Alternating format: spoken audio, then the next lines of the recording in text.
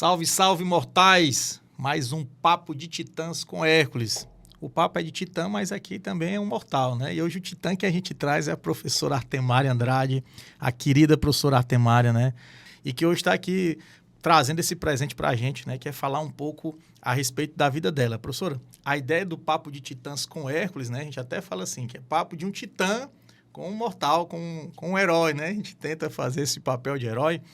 Mas para a gente é sempre pegar pessoas que são referência. Você é uma pessoa que é uma referência incrível, não só como professor, não só como engenheiro, mas principalmente como pessoa. Você é uma pessoa que transcende, assim. Você é uma pessoa que passa alegria, que inspira muito. E a gente ouve isso dos alunos, dos profissionais que conhecem você. Você é uma pessoa espetacular.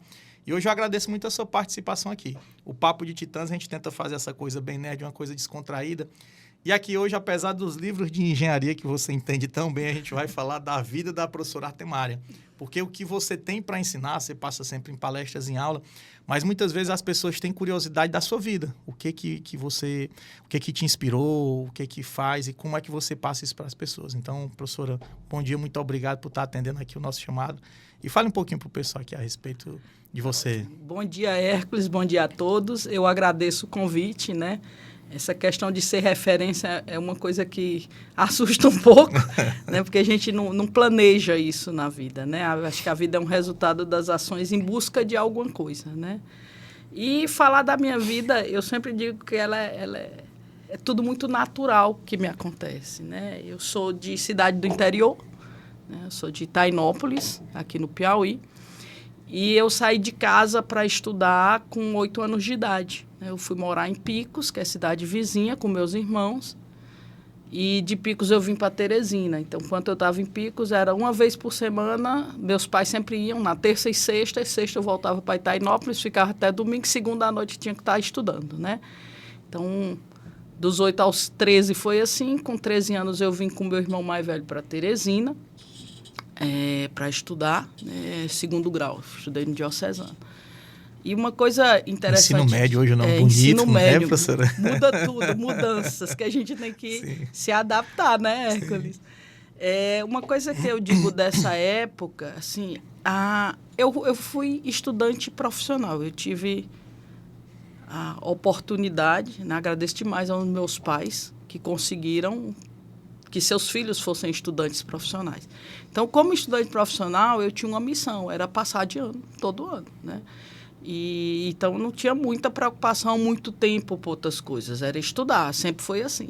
E eu lembro que quando eu estava mais ou menos na 5ª série, na época, né, que é 6º ano hoje. 6º ano hoje. Eu terminei o ano e estava todo mundo apreensivo de não passar. E aí tinha uma colega que chegou e disse, se eu passar direto, meu pai vai me dar uma bicicleta. E aí começou todo mundo dizendo o que é que o pai ia dar, né?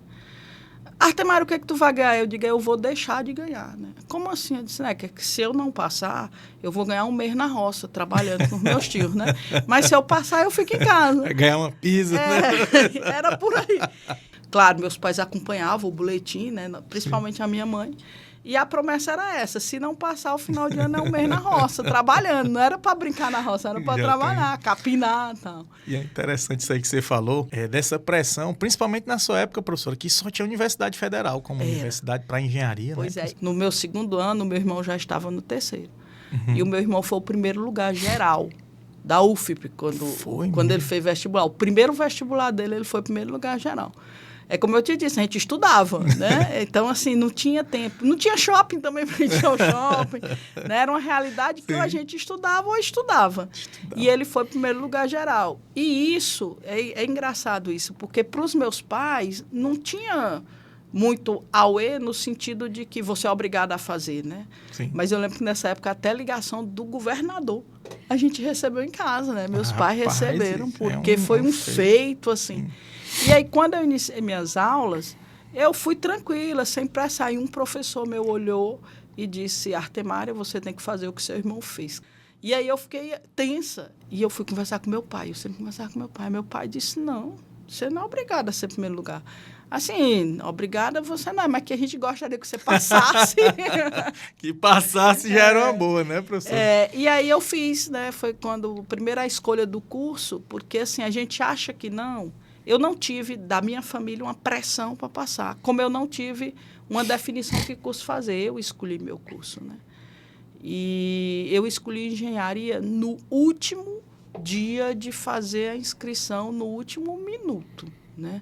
Porque eu não sabia, eu queria medicina inicialmente, aí eu tive um acidente que machucou meu dedo, eu desmaiei, aí eu vi que medicina não ia ser muito bom, né? E acabou que eu fiquei em dúvida na área de tecnologia, mas eu passei o ano, isso é interessante, porque não era uma coisa comum.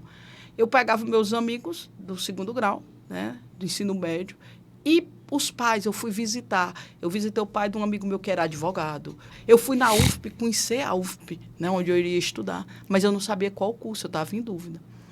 Aí, quando eu fiz o teste vocacional que tinha no Diocesano na época, deu, assim, engenharia civil, computação e psicologia. Meu Deus do céu, psicologia não tem nada a ver com engenharia. Eu pensava, né? E acabou que eu fiquei entre engenharia e computação. E é engraçado, eu me lembro isso bem, embora muita gente duvide, inclusive meu sobrinho, que tinha um número o curso, né? Engenharia era 51 e Sim. Computação era 15. E aí você ia preencher aquele cartão, né? Isso. Ainda cheguei a fazer também o vestibular tradicional. E aí eu escolhi o 51. E aí foi uma zona, porque todo mundo dizia que eu era cachaceira, né? Porque 51 é uma boa ideia. Sim, boa ideia, boa ideia. E acabou que isso ficou brincadeira entre a gente, né? E eu fiz engenharia. E no primeiro ano, eu conheci um rapaz que estava desistindo de engenharia. E ele estava no último ano, né? E ele desistiu para fazer direito. Então, eu pensava, meu Deus do céu, desistir no último ano, eu terminava. Na nossa época, dizem que hoje não tem mais, né? Mas na nossa época, se você era formado... julgado, né? Se você era formado, quando você era preso, você ia para a cadeia especial. A gente brincava. E eu comprei o material desse cara, né? De desenho, prancheta, não sei o quê. Sim. Mas eu fiquei com medo. Vendia na FG, né, professora? Era caríssimo. Caríssimo. Eu comprei de segunda mão, né? E eu fiquei com medo, assim, será que eu queria mesmo engenharia? Eu já entrei na dúvida e no meu primeiro semestre encontro um rapaz desse. E até hoje eu durmo assim, senhor, se não for engenharia, o senhor me diga que eu mudo, eu não tenho problema com mudar, não. Para mim, engenharia é o mundo, assim, é a oportunidade que a gente tem de modificar o mundo, é com engenharia. Tudo tem engenharia. Realizar sonhos, né, professor? Realizar sonhos, garantir mobilidade, né? Aproximar pessoas, né? De todas as engenharias, a gente fica pensando, meu Deus, na minha época, para ir para São Paulo, que minha família tem muitos caminhoneiros, né? Sim. Inclusive, eu fui para São Paulo de caminhão, né? E aí, pai de ônibus ou de caminhão era com parente, então a gente ia com... De graça, né? De graça, eu ia com meus primos. Sim. Né? E sem estrada você não faz isso, né? Com estrada e sem o desenvolvimento de veículos, você não faz isso. Embora o ser humano sempre seja a limitação, né? Porque você pode fazer a melhor estrada, o melhor carro e o homem não conseguir dirigir. Tem o fator humano como limitador.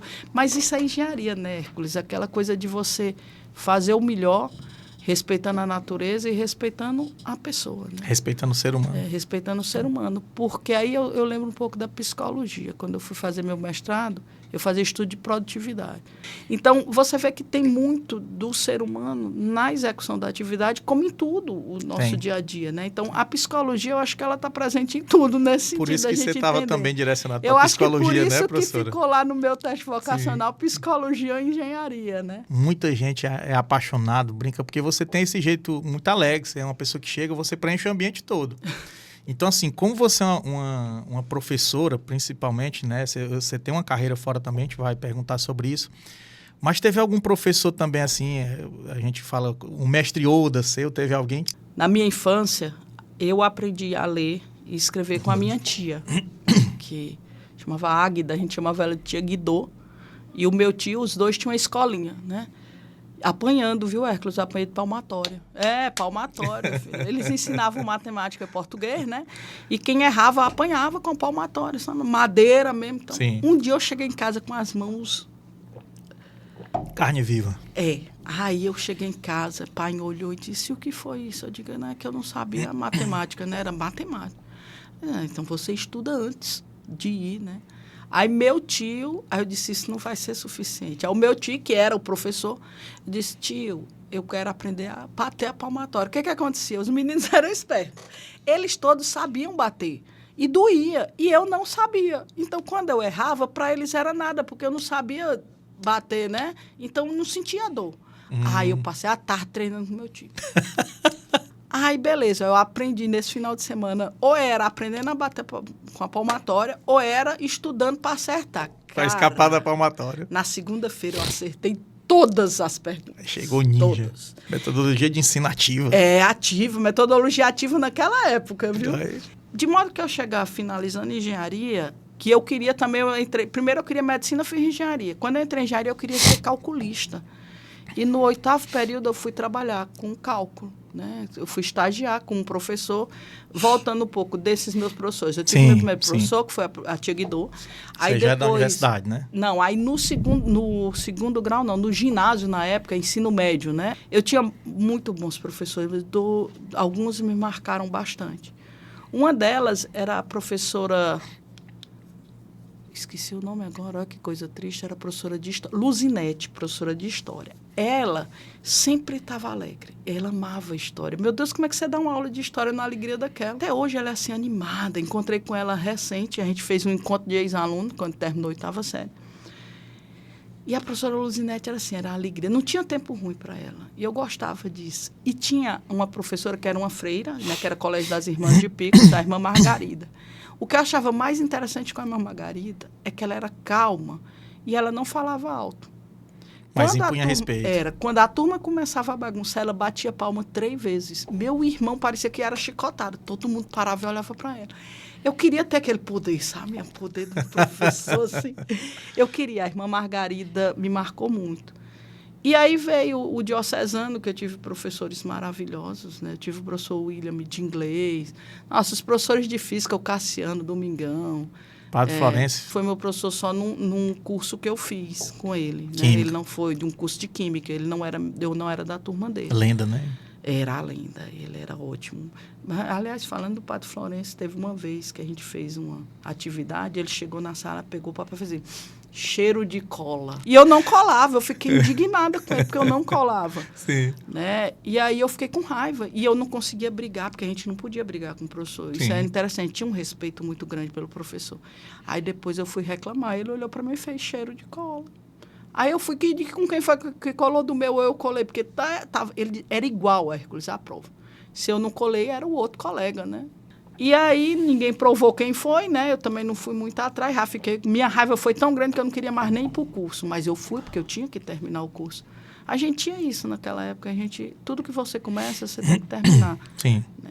E eu confesso que isso é difícil, até hoje isso é difícil. Tem coisa que você começa que você quer largar e eu meio que me obrigo a continuar, né? Então, tem essas histórias. Mas aí, quando chegou, que eu fiz a graduação, os professores da graduação, meu Deus, o professor Fernando Drummond. Da UFP, ele é fantástico, né? Ele era maravilhoso. Inclusive, meu estágio foi com ele, de cálculo. E teve... Ele e o Demóstenes, né? Ele e o Demóstenes. Que depois eu trabalhei com eles, eu como profissional, Sim. né? Isso foi muito bem interessante. E teve o professor também de estradas. Professor Edgar Carneiro. Professor Edgar. Chamava a gente de... Gente, eu reprovei. Eu achava a disciplina tão besta que eu não estudava. Aí ele olhou para mim e fez, chefa, essa disciplina é besta, não. Você estuda. Levanta os pés. Levanta os pés, né? A frase dele. E acabou que eu reprovei a disciplina dele, fiz de novo. Tá? Sim. Então, eram professores realmente maravilhosos, né? Todos eles. E aí eu fui fazer mestrado, porque quando eu fui ser calculista, tinha que fazer o estágio em cálculo. Eu vi que a cálculo não era a minha área, eu achava muito chato você ficar só no escritório, o negócio era obra. E aí, o professor Fernando conseguiu um estágio para mim como fiscal, que ele estava fiscalizando uma obra, o Clube dos Diários. Clube dos Diários. E aí eu fui para a fiscalização do Clube dos Diários, né? E, nossa, aí eu disse, não, o meu negócio é na obra, não vou ser calculista, não. E aí, logo que eu terminei o estágio do Clube dos Diários, o professor Paulo de Tarso, né, me indicou para um estágio numa construtora chamada Marca, que ela era 2 sócios. Sim. E o escritório, eles gostavam de trabalhar com mulheres. Porque eram mais organizadas, mais isso, mais aquilo, na concepção deles. Só que na obra só tinham homens. E aí ele queria uma mulher na obra. Então eu fui indicada na época junto com a Ana Beatriz, que era uma colega, e a gente foi para a obra. E eu era a estagiária da tarde e ela da manhã. Né? E aí eu descobri que eu tinha um apelido. Né? Não. E aí o meu apelido era o foguete do Coisa Ruim, que eu não falo o nome do Coisa Ruim. Sim, né? Era o foguete dele. E eu fiquei indignada porque eu era o foguete do Coisa Ruim logo, né? E aí o mestre foi me contar, que é porque toda vez que eu chegava, eu subia todos os pavimentos, olhando o que estava feito e reclamando, conferindo e tal. Aí eles, quando eu chegava, diziam, eita, lá vem o foguete. Chegou o foguete. E era ligeiro, né? Vai e volta. E aí, nessa época, eu decidi fazer mestrado. Por quê? Porque eu achei que o conhecimento que eu tinha na graduação era pouco para ir para a obra, sabe? Eu achava a obra desafiante demais. E eu tenho um amigo, que é o Josafá Bahia, que eu moro em São Paulo, ele fez mestrado na USP. E aí, quando eu disse a ele que eu queria, aí pronto, aí ele me mandou os livros todos, ele fez minha inscrição, ele se empolgou. Aí eu fui estudar, né? Então, terminaram as aulas, eu me formei em agosto, a prova era em dezembro. Preparou durante esses meses? Me preparei, continuei no estágio, mas estudando. E aí, nessa época também, eu tenho grandes amigos da faculdade, né? Professor Roberto Fernandes. Incrível, um cara incrível. O professor, também professor só que da UFP, que é o Helder Barbosa. O Fernando, que mora em Brasília hoje. A Ana Beatriz, que a gente meio que perdeu o contato, que ela foi hoje, eu acho que está morando no Rio. E o Ilame, que na verdade largou engenharia, hoje é advogado, é professor, né, de direito. Então, nós 5 a gente era, e eu éramos os 6, muito unidos. Até hoje a gente se encontra mais que mensalmente, às vezes. O Roberto é toda semana, né, porque ele é profissional. Todo dia, né? E aí vem os agregados, né, que se tornaram amigos também, as esposas. Sim. Então, é uma Josélia, turma, né? a professora Também Josélia, é colega lá na UESP, que é né? colega na UESP, é a esposa do Roberto. A Mara é economista e advogada, a esposa do Helder. O Fernando tem a Maria, mas aí mora em Recife, esse a gente vê menos, né? E o Ilame, que eu esqueci agora o nome da namorada dele, né? Ele divorciou-se, está com uma nova pessoa. Mas, enfim, são amigos muito queridos. Foi interessante reunir a turma com quantos anos? Nem lembro quantos anos. 38 anos, que terminou a 8ª série. Gente, você nem reconhece mais o povo. Teve uma colega que mora na Bahia. Hoje eu olhava para ela e dizia, não conheço. Aí ela foi com o esposo e a filha. Quando a filha dela entrou na minha frente, eu digo, eu sei quem você é. Porque a filha é a cópia dela, né? Então eu lembrei. A genética já... É incrível, né? E aí eu fui para o mestrado. Né? Quando eu fiz a prova de mestrado, sabe aquela sensação? Eu fiz tudo o que eu conseguia fazer, mas eu não sei se vai dar. Aí o Josafá fiz minha parte. Aí ele disse, deu. Você entrou já. Eu digo, como assim, tu nem sabe? Então. Mas, enfim, aí eu comecei o meu mestrado, aprovei, fui para o mestrado. E aí teve um negócio que eu não entendi na época, eu já até entendo, um dos professores, porque você tem uma entrevista além da prova. Aí o professor perguntou, vem aqui, Artemária, é fácil assim estagiar no Piauí? Eu fiz, como assim? Ele disse, não, porque você botou aqui que você teve 3 estágios, um seguido do outro. Eu digo, é fácil, não é, né? Assim, conseguir, mas se você quer, professor, a gente consegue, tem lugar para estagiar. A gente não tem muita obra, não, mas as que tem, a gente pode chegar lá.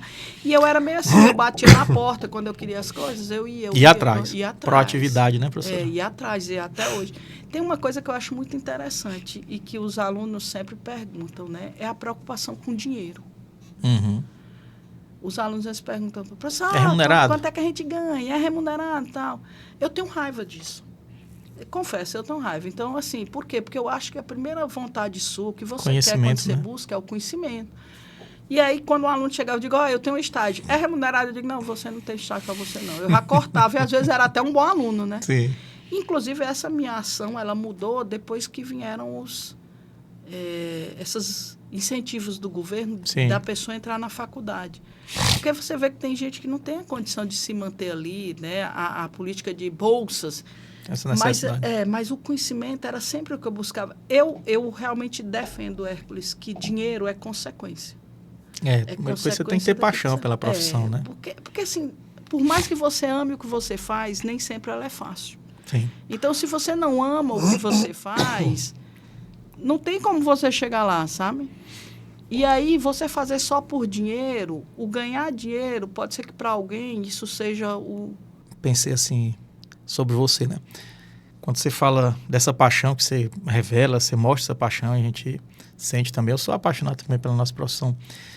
Mas você, professora, você, Artemária, a professora Artemária, você não forma só o engenheiro, porque o engenheiro, a engenharia, ele pode aprender, mas você forma ele como um profissional. Eu percebo muito isso nos alunos. A forma como você ensina, exatamente como você falou agora, não valorizar o dinheiro. Como é que é isso, professora? Uma vez um aluno chegou... Não, primeiro eu estava trabalhando numa obra antes de eu ser professora de dedicação exclusiva. E o meu cunhado trabalhou na mesma obra. E aí um dia o meu cunhado, em Parnaíba ele trabalhava, eu ia só uma vez por mês. Aí ele chegou para mim e ele disse, Temara, tu ganha bem. Aí eu falei, ganho? Ele disse, ganha. Eu disse, né, deve ser o portal da transparência, né? Aí ele disse, cara, tu ganha 30 mil na construtora. Eu fiz, eu? Aí ele disse, o pessoal que comentou na obra. Eu digo, meu Deus, estava muito longe de 30 mil. Viu?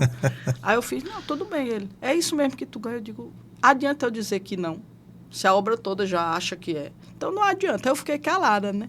Mas eu fiquei com aquilo assim, quando os alunos perguntam, eu vou dizer que eu ganho 30 mil? Aí calhou de um semestre depois, um aluno na aula de introdução à engenharia começar a questionar e perguntou, professora, a engenharia paga bem? Eu digo, paga. Aí um aluno disse, e quanto é que a senhora ganha? Eu falei, não gosto de falar quanto eu ganho, né? Porque a pessoa pode ficar constrangida. Sim. Ainda está no portal da transparência, não tinha o portal da transparência na época, né? Mas, enfim, como professora, eu ganho X, né? Não, professora, fora daqui, que a senhora é só professora, né? 40 horas, tá? A senhora trabalha também, além de ser professora? Essa pergunta é clássica, né, professora? É clássica, e continua até hoje. Eu falei, não, eu trabalho Você trabalha também ou é só professor? Quanto a senhora ganha? Eu digo, minha gente, vamos... E eles não deixavam eu mudar de assunto. Eu digo, eu ganho 30 mil. Fala baixo. 30 mil, professor? Eu digo, Aí ia passando eu digo, não, tem muita gente que ganha mais do que eu, esse é um valor médio, assim, e tal. Não, na verdade, é bom porque vocês sabem, né? Eu sou professora doutora pela USP. Quando ia passando o professor Maurício Campos, que é calculista. Madeira Campos. Ouviu eu dizendo. Aí me chamou. Maurício é sério, né, Maurício? Uma vez eu consegui arrancar um riso do Maurício, os alunos vieram me perguntar como é que eu consegui isso. Eu paguei na época... resistência dos materiais com ele, o pessoal, onde ele sorriu, o pessoal disse que era o barulho do concreto, assim. Mas é um cara fantástico, ele viu, é professor? Ótimo, ele é ótimo. Aí fantástico. O Maurício me chamou e fez, Temara, não mente pros alunos. Aí eu voltei para a sala, aí os alunos disseram, professor, quem é esse professor? Eu digo, o professor Maurício vai ser professor de vocês, tá? O que ele disse? Ele disse que não era para eu ficar incentivando vocês a só pensar no dinheiro. Porque 30 mil não é nada, minha gente. Aí, para eu dizer para os meninos que era mentira, até hoje não é mentira, né? Mas hoje, como o tempo passou, meu salário aumentou. Agora eu ganho 50 mil, né? Agora já é 50, né, professor? Inspiração.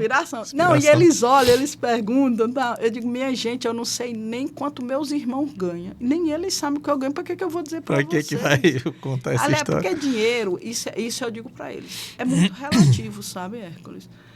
Primeiro, a gente gasta de acordo com o que a gente ganha. Tem que aprender a fazer assim. Eu tenho amigos que não são formados, que tem um barzinho, para você ter ideia, e o cara tá muito melhor de vida do que eu hoje, entendeu? Tem dinheiro na poupança dele, entendeu? Ele tem investimentos, eu não tenho. Aí você faz, como é que o cara conseguiu? Cara, é tua vida, tu sabe o que é que tu quer. Tipo, esse cara, você já viajou, ele não viaja nem dentro do Brasil, imagina para o exterior, mas ele tá feliz. Eu não tenho sonhos de viajar para o exterior. Eu viajei porque minha irmã morou fora, tá? Mas eu acho que o Brasil ele é tão rico. Tão lindo, viu, professor? Tão maravilhoso, embora às vezes seja mais caro viajar no Brasil do que ir para o exterior. O Piauí é lindo, o Piauí tem coisas incríveis. Aí eu vou lhe dizer, aí é orgulho, sabe? Eu conheço todas as cidades do Piauí.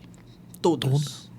224 municípios. 224 municípios. Eu fiz um trabalho sobre gestão de resíduos e eu fui para quase todas, né? Era uma equipe ia para uma. E as que eu não fui, eu fui depois para conhecer. A minha tristeza é que era muito rápido as passagens, sabe? Sim. Então, eu digo, no dia que eu conheci o Piauí todinho, a miúde, de ver as cachoeiras, o Quênio do Poti, que eu não conheço, né? Mas Castelo, vou conhecer em breve em Castelo. Aí eu começo a ir para os estados vizinhos. Sabe? Aí começa a visitar os outros, né, professor? Eu conheço também quase todos os estados. Por incrível que pareça, os que eu menos conheço é norte. Só o Nordeste que eu só não conheço o Sergipe. Sim. Mas Sul e Sudeste eu conheço todos. Pessoal, que o Norte tem uma cultura muito linda. cultura do norte é Brasil, porque você tem pro sul, sudeste, é mais europeu, tal, mas o norte é lindo. Eu fiz um trabalho em Manaus durante um ano. Eu ia mensalmente para Manaus. Manaus é espetáculo. Contando que dirigir em Manaus é igual estar na China, com tanto carro e o povo meio doido no trânsito, mas é uma cidade muito linda, né? Muito linda. Então, assim, a engenharia me deu essas oportunidades, né, de ver com outros olhos, né, de entender. Porque eu acho que as construções, só para você ter ideia, tem 2 lugares que toda cidade que eu vou eu frequento. Uhum. A igreja, Sim. não é porque eu sou católica, mas a igreja e o mercado municipal, eu acho que são 2 lugares que mostram quem é o povo daquela região. Sim. Então, toda cidade que eu vou na igreja e no mercado. Eu aprendi com minha mulher, ela é arquiteta, né, Camila, deixar um beijo para minha esposa linda. E também toda cidade, quando eu visito, são esses 2 pontos. É muito interessante, porque é muito a pessoa. Sim. Eu não me vejo sem andar em obra. Uhum. Nunca me vi sem andar em obra. E em 2018, por uma série de problemas que eu tive de saúde, eu resolvi ser DE para diminuir meu ritmo de trabalho. Sim. Né? Então, eu sou professora de dedicação exclusiva desde 2018. E aí, como é que eu vou para as obras, né? Aí, tudo eu faço projeto de extensão. Pesquisa e extensão, com as empresas, né? Hoje a gente tem um projeto, na verdade, antigo, desde 2013. Eu tenho um projeto com a USP, que é a FDT, é a fundação da USP, para atualização do SINAP. Né? A gente coleta dados locais. A gente está... É orgulho, né? Porque o SINAP, ele evoluiu muito as bases, né? As bases do SINAP. E eles têm dados do Brasil todo. Então, nenhum piauiense pode dizer que não tem dado daqui, porque tem. Sim. Claro, vira estatística, né? Mas tem dado nosso. Uhum. Aí tem época que tem, época que não tem. Porque é um processo, assim. É feita uma licitação, a empresa que ganhou a primeira vez foi a Fundação da USP, a segunda vez também. E aí eles fazem contato com pessoas que conheçam a metodologia, foi a metodologia que eu usei no meu mestrado, doutorado. Uhum. Aí já captam essas pessoas. Aí essas pessoas trabalham com empresas locais, né? Então, eu sou uma interveniente, a UESP é interveniente nesse processo. Né? Então, com desoneração e sem desoneração. Então, assim, é um trabalho que eu tenho há mais tempo, mas eu trabalho com empresas locais que a gente faz, né? Então, eu tive a minha empresa, que para ser DE você não pode ser o sócio-administrador. E eu acabei vendendo parte da minha empresa para um ex-aluno, hoje engenheiro. Eu continuo com um percentual menor, mas quem administra tudo aí. E nessas, às vezes, a gente faz uns trabalhos, sim, porque eu posso, como professora DE, ter 8 horas semanais de consultoria, né? Sim. Então, eu dou consultoria para empresas, principalmente na área de planejamento de obras, né? Que é a minha área de origem, depois que eu entrei na engenharia. Sim. É muito engraçado, eu comecei a trabalhar com perdas de material no meu mestrado, né?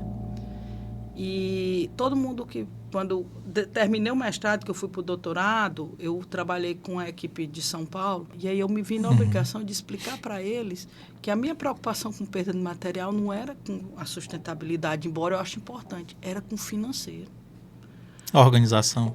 Não, porque você perde dinheiro, né? Uhum. Se você consome mais material do que necessário, se ele ficou embutido dentro da edificação, não precisava. E se ele saiu como resíduo, eu perco 2 vezes. O que eu comprei a mais e o dinheiro que eu tenho que pagar para retirar. Então, minha preocupação inicial, embora eu acho que o financeiro não é importante, mas para um negócio é importante, foi finanças, né? Eu queria reduzir os gastos para que a gente conseguisse produzir mais.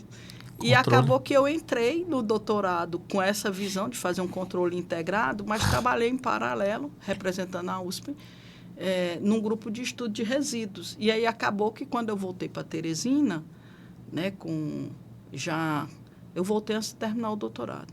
Uhum. Eu quase desisto no doutorado, Hércules. Já era a tese, né, do doutorado. Tese. Eu reprovei na qualificação,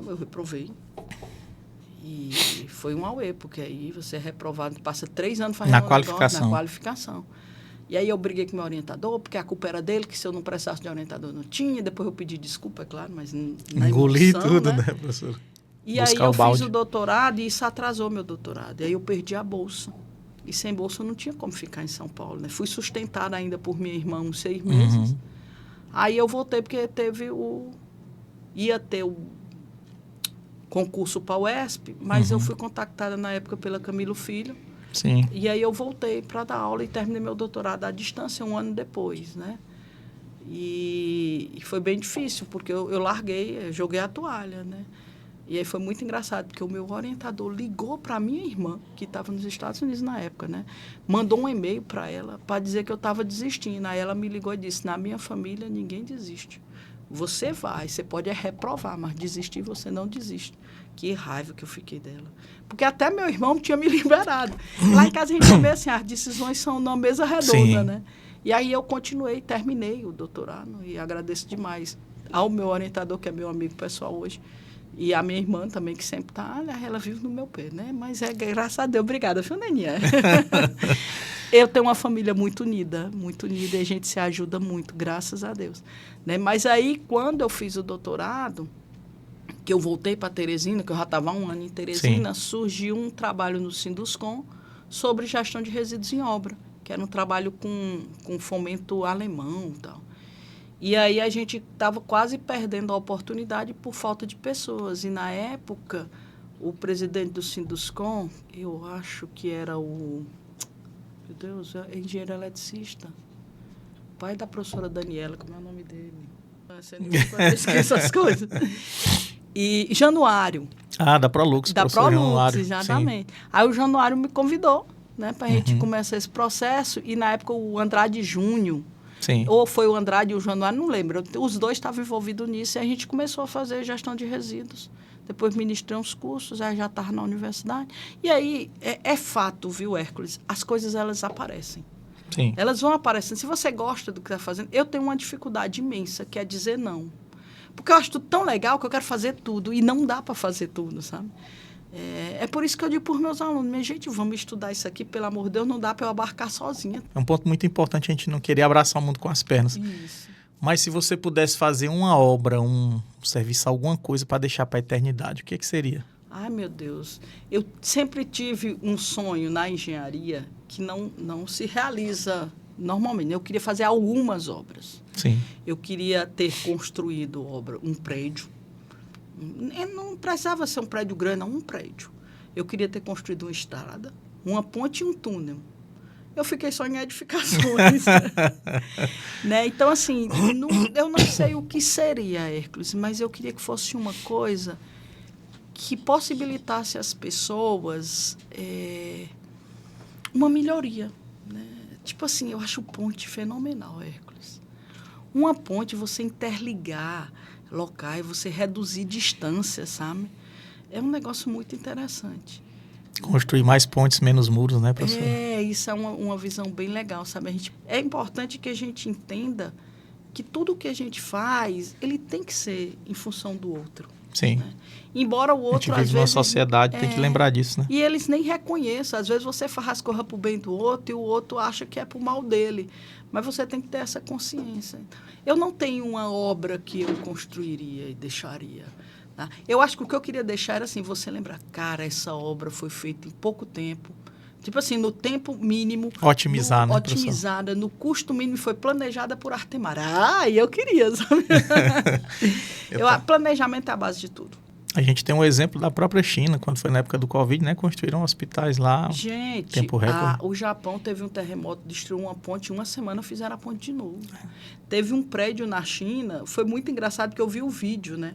Tirando a fundação, como bem me lembrou um aluno, 3 dias eles construíram um prédio de 12 pavimentos, acho que era 12 ou 16 pavimentos. Hércules, você sai de férias, assim, seu final de semana você vai passar num sítio, sai de casa na sexta-feira à tarde, tem um prédio. Quando volta na segunda, tu é vizinho de um prédio, cara.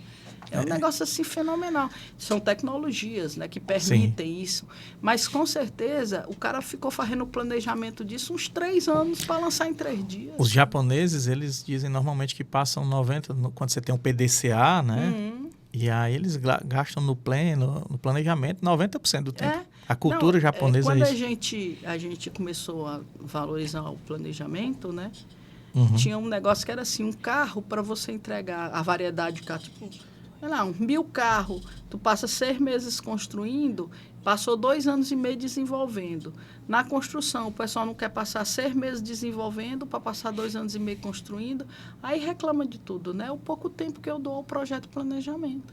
Tem gente que, infelizmente, até hoje, obras são iniciadas sem projetos prontos, né?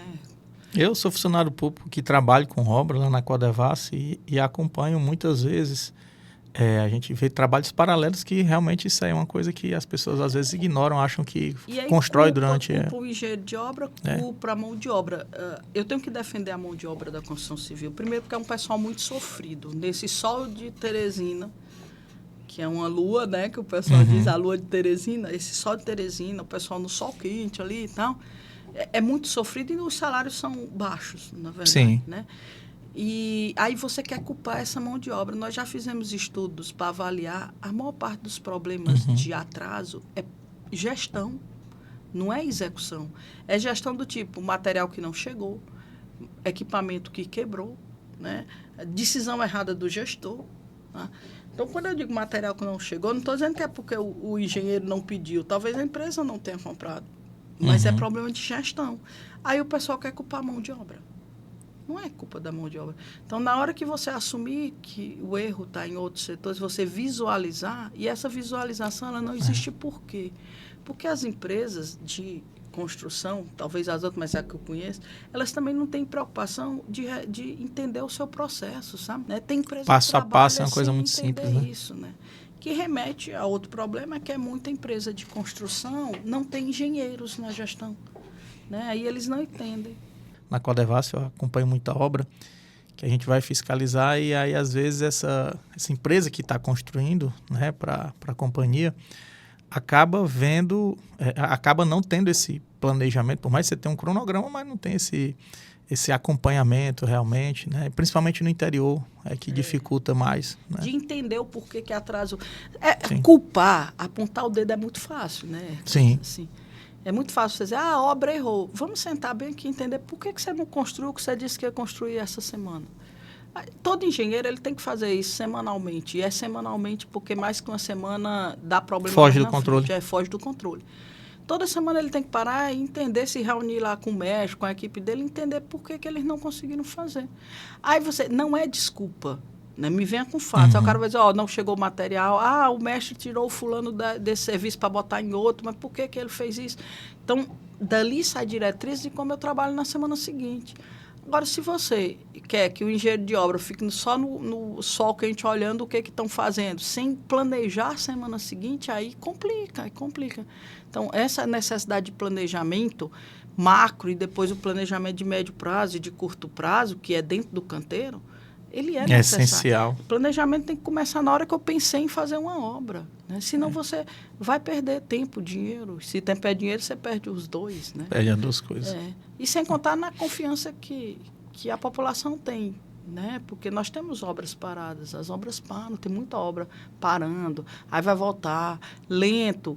E quem comprou quer saber o porquê. E o pessoal, você não entende direito, né? Então, é importante esse acompanhamento também por parte do cliente. Eu defendo isso. Né? Mas cliente é chato. Não. Explique para o cliente de um jeito que o cliente entenda. Ele não é engenheiro. Né? Explica para ele o que aconteceu. A explicação resolve muita coisa. E eu acho que é bíblico. Na verdade, vos libertará. Então, vá com a verdade, porque se eu ficar lhe enganando, se você descobrir que é engano, você fica com mais raiva ainda. E a confiança sua comigo perde. Então, às vezes, ser engenheiro não é tão simples assim, né? Não é só vou para o canteiro mandar o povo fazer as coisas, pedir meu material. Não, você também está preocupado com a empresa, você está preocupado com o fornecedor. Os envolvidos no processo de uma obra são muitos. A sociedade está envolvida, os órgãos públicos estão envolvidos, que é quem aprova e quem fiscaliza. A questão do meio ambiente, né? Porque toda obra gera um impacto, né? Então, eu acho que essas preocupações, e aí o pessoal diz que eu sou a defensora dos fracos e oprimidos, né? Dos fracos e comprimidos. Comprimidos, como diria o Chaves. Eu acho que é porque eu tento ver onde foi a falha, né? Mas isso é importante, eu digo muito isso para os meus alunos. O fato de eu errar não exime você. Tá? Não venha justificar seu erro porque eu errei. Eu tinha isso, por exemplo, o professor passou uma tarefa, mas não mandou onde buscar. Gente, se na minha época, que eu ia para a biblioteca, buscar hoje com a internet, Google acadêmico, para você me dizer que não fez a atividade porque o professor não mandou. Não, Hércules, desculpa, eu não aceito. Eu reconheço que eu erro, tá? Eu, como professora, eu reconheço que eu erro. Mas o erro do aluno, ele não pode ser justificado do professor. O erro de um profissional, ele não pode ser justificado pelo erro de outro profissional. Você pode expor, mas, professora, se o cara errou, né? Sou um engenheiro, meu trabalho eu não fiz porque um outro projetista não fez, ou um outro colega não fez. Diga que não fez, filho. Vá para uma reunião, faça uma ata de reunião, deixa registrado que teu atraso está intercalado com o do outro. Porque aí é uma coisa importante, registrar tudo, sabe? Ter aquela máxima de boca é fuxico. Então, a gente tem que aprender que tudo tem que ser materializado, explícito. Para ter o controle. Isso, o controle e a responsabilidade. Não é culpa. Culpa e responsabilidade são coisas diferentes. Tá? Você é responsável por alguma coisa.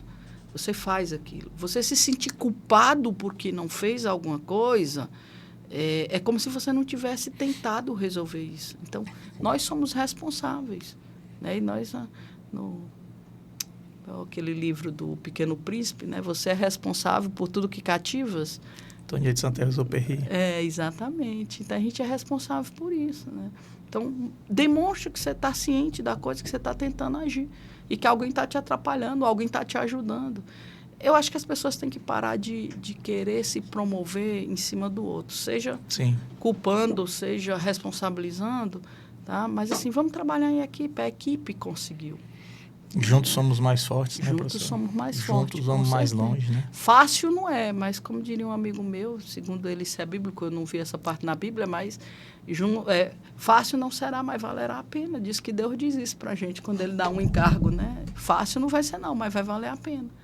E certo. Eu acho que para viver em sociedade é isso. Não é fácil, não é fácil. Tem dia que você tá com raiva, tem dia que o outro tá com raiva e você não entende, sabe? Empatia, né, professor? Você tem que parar e ver. Claro que isso você não é santo, né? Então, você sai com raiva dali. Eu, por exemplo, quando eu não lhe responder, Hércules, é porque eu estou com tanta raiva que eu não consigo. Porque, assim, eu tenho um negócio comigo. Quando eu estou com muita raiva, ou eu bato ou eu choro.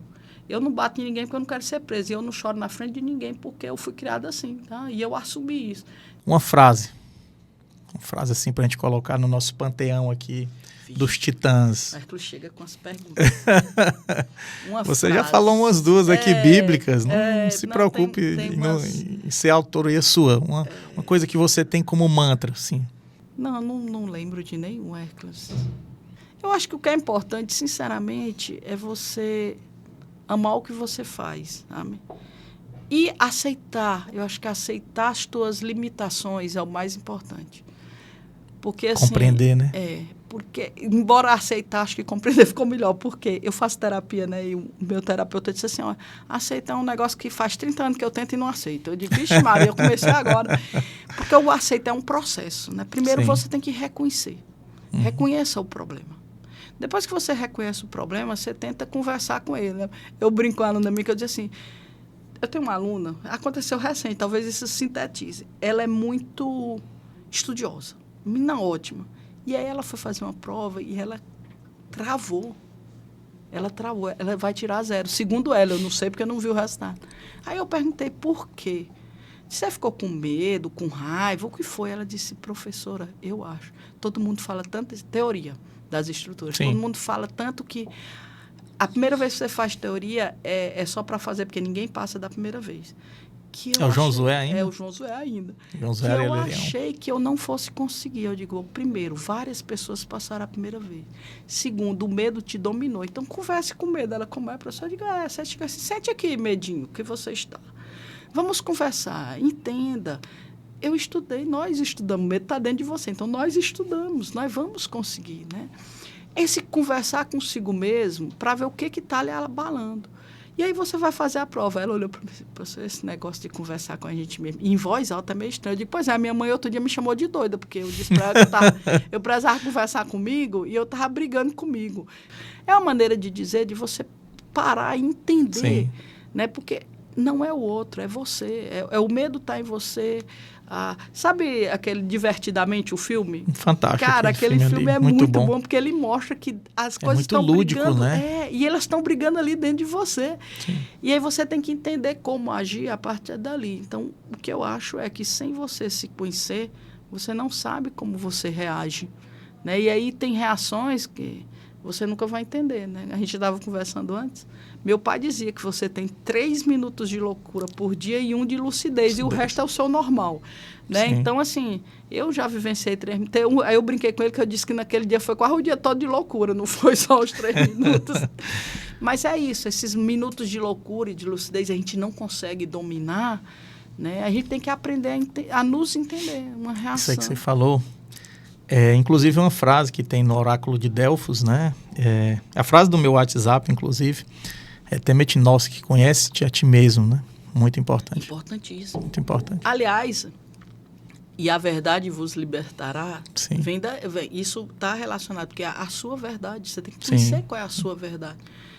Eu comprei um livro para finalizar essa assim, que eu gosto. O cara chama Osho. Não sei se fala assim, é O-S-H-O. É um indiano, eu acho. Tem uma barbona, assim.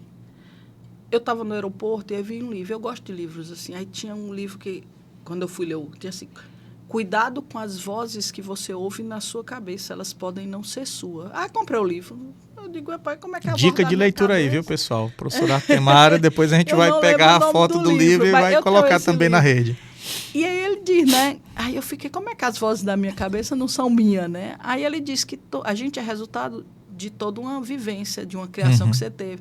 Então, tem coisas que seu pai lhe disse e você meio que acreditou sem duvidar, sua mãe, seus professores, seus amigos, Sim. a sociedade Bebeu faz você... daquilo, né? A sociedade faz você acreditar que tem que ser de um jeito. Mas tem que? Não tem que. Você tem que saber o que você quer, né? Quando eu escolhi engenharia, que eu disse foi meio sem querer, minha mãe queria que eu fizesse enfermagem. Meu pai queria que eu fizesse direito, era o sonho dele, né? E aí ele foi e disse assim para mim, eu sabia que ia ser engenharia. Eu fiz, como é que o senhor sabia? Assim, nem eu sabia, né? Ele disse, quando você tinha 6 para 7 anos de idade, você virou para mim e disse que não sabia o que queria, mas que você ia construir sua casa. Aí eu olhei para você e disse, não, minha filha, mas para isso não tem o que fazer. Você segue Valor. Valor era uma senhora, chama Valentina, da minha cidade, e ela construía casas de taipa.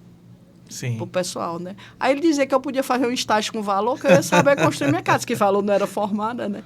E eu não lembro de ter dito isso pro meu pai. Eu acredito que eu disse porque ele lembrou, né? Se ele lembrou, né? Então, assim, quer dizer, eu ia ser engenheira mesmo desde os 6 anos de idade, eu já sabia. Já estava predestinado, né? Eu não sei, mas assim, meu pai, ele não se surpreendeu quando eu escolhi engenharia, porque ele disse que ele sabia, pelo que eu tinha... É claro que ele não conversava, né? Porque ele queria que eu fizesse direito, né? Mas também ele nunca me pediu que eu fizesse direito. E eu sempre fui muito assim, de escolher o que eu queria, embora não entendesse. Às vezes você faz coisas que você não entende, mas confia, sabe? Eu acho que confia o que você faz, confia e faz acontecer. Não fica esperando cair do céu, que não cai. É difícil. Não Deus cai. Nos dá as ferramentas, mas nós que temos as escolhas, né? Exatamente, nós que temos que fazer, né? Por quê? Porque eu estou aqui, eu quero isso, eu vou até eu conseguir. Aí quando eu conseguir, agora. Na minha vida foi assim, até o mestrado, até a graduação, eu sabia que eu queria me formar. Eu fui para o mestrado, eu queria fazer mestrado. Aí quando eu terminei o mestrado, deu algumas ziquezira que eu não sabia mais nada. Vou voltar para o meu Piauí. Eu sabia que eu queria voltar para cá. Aí meu orientador disse, a bolsa é sua, do doutorado. Eu disse, não vou mexer nessa bolsa, não. Aí vim. E o dinheiro caindo na bolsa, e eu sem mexer, porque não era meu. Ele ia ter que parar uma hora e pegar. Eu estava aqui com 1 mês, eu tive depressão no final do meu mestrado. Aí o meu irmão chegou para mim, meu irmão, minha mãe, e disse, por que você quer voltar para cá? Eu não me via em Teresina. Eu disse, não, eu tenho que ajudar em casa, né? Eu tenho que ajudar pai e mãe e tal. Aí ele olhou para mim e disse, eu seguro o tranco. Vá lá. Aí eu ainda não queria ir. Aí, pai, mas chega, minha filha, se você quiser fazer o doutorado, faça logo, tal. Aí eu voltei para o doutorado, né? E aí eu tinha que terminar o doutorado porque eu quis fazer o doutorado. Aí eu parei, mas será que eu quis fazer mesmo naquela época? Será que não fosse meio... Eu não me convenci que eu queria. Eu convencia todo mundo que eu queria, mas aqui dentro eu tinha uma dúvida, né? Mas eu fiz o meu doutorado da melhor forma. Andando entre a linha que separa a loucura da lucidez. Nunca fui tanto à igreja. Antes de eu ir para o aniversário, eu passava na igreja. Para pedir força a Deus. O que separa o gênio do louco é o resultado, né, professor? O seu foi positivo, então você é um gênio. Longe disso, mas eu sempre tentei honrar com meus compromissos, sabe? Aliás, eu sou muito de tentar. Eu tento ser justa, eu tento ver o lado bom das coisas. E eu realmente trabalho para isso. Isso não quer dizer que eu não erre. Eu erro bastante. Erra, mas tentando acertar, mas eu né, tentando professor? acertar. E eu adoro estudos, sabe? Os meus alunos dizem que eu adoro pesquisas. Eu até estava brincando. Todo dia eu faço uma coisa diferente do que eu faço. Muda o caminho que Eu vai mudo o para a caminho, escola, né? eu como uma coisa que eu não gosto, mas que eu quero ver se eu gosto. Eu como uma coisa desconhecida, sabe? Eu falo com alguém que faz muito tempo que eu não falo. Eu ligo para alguém. Uma dessas, não é tudo junto, não, senão ninguém trabalha, né? Mas uma dessas coisas eu faço todo dia. Por quê? Porque eu vejo que é uma forma de eu me movimentar. A mesmice é prejudicial a gente. Sim. E eu noto isso. Às vezes eu estou aqui só preparar a aula. A gente tem que ter propósito, né, Tem professora? que ter o propósito. Nem sempre do nosso conhecimento, sabe? Eu vou passar aqui agora para o pessoal. Você falou em livro, né? Uhum. Essa aqui é a dica de leitura que a gente vai deixar hoje, professora. Patologia das Estruturas. Aqui foi o professor Bernardo Tutquian que me deu esse livro, um livro fantástico, né? Deu aqui pra gente, autografou, tem até uma foto dele autografada. Legal. Cara, muito bom. Ele traz cursos aqui, sempre ele vem por aqui. Junto com o nosso amigo Davi Brandão, né? O Davi é um cara muito bom, é professor da Universidade Federal do Amazonas hoje, é um grande parceiro que a gente tem aqui também. E aqui no último curso que ele veio, ele trouxe esse livro, passou para a gente. Esse livro é um livro muito bom, que a gente recomenda, porque ele tem a patologia tanto das estruturas de concreto, madeira e aço. Então, assim, um livro fantástico, né? O Tutquian, inclusive, é especialista na questão de concreto. E aqui eu trouxe até para mostrar para o pessoal, não sei se viram, não sei se você viu, a gente fez o primeiro UHPC do Piauí, né? O concreto de ultra alta resistência, né? O HPC. E aí a gente foi durante o curso deles, aí eu fiquei com essa amostra aqui para mim, que é o concreto mais forte do Piauí, viu? Tá Feito vendo? até hoje, viu, professor? Não, aqui não no Piauí. Com raiva de mim. Se você jogar isso aí, é capaz de ser hospitalizada. Então a gente traz aqui essa recordação muito boa. E aí fica a dica de leitura hoje pro pessoal acompanhar. A segunda dica, porque a professora Artemária já passou a primeira, né? A maioria dos engenheiros não gostam muito, né? Não gosta. A gente não gosta muito de buscar o autoconhecimento. O autoconhecimento principalmente engenheiro, né? Engenheiro é bem... É bem pragmático, bem objetivo, né? Mas isso está mudando. Eu já li, inclusive, até a interpretação de sonhos, né?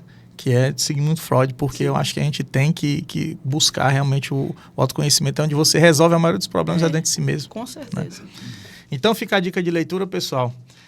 Mas falando agora um pouco da nossa professora Artemária, a professora hoje foi uma aula. Porque assim, o que eu mais admirei foi o seguinte: você valoriza muito a família. Isso é a frase que eu sempre digo, né? Quando eu falo do mantra, a minha frase é que a família é a coisa mais sagrada que existe. Então, assim, a gente nota a paixão que você tem pela sua família. Parabéns, professor. Isso é uma coisa muito, muito admirável. Mas o que é mais admirável é que eu particularmente, não imaginava, eu acho que a maioria do pessoal que está assistindo não imaginava a quantidade de batalhas que você já lutou, assim. A quantidade de dificuldades que você já teve e nunca transparece isso. Você é uma pessoa que sempre incentiva, sempre inspira a gente. Isso é fantástico, professora. Estou muito surpreso realmente, porque a gente não imagina. E o principal, você falar isso com naturalidade. Você agora falou, eu lembrei de uma frase.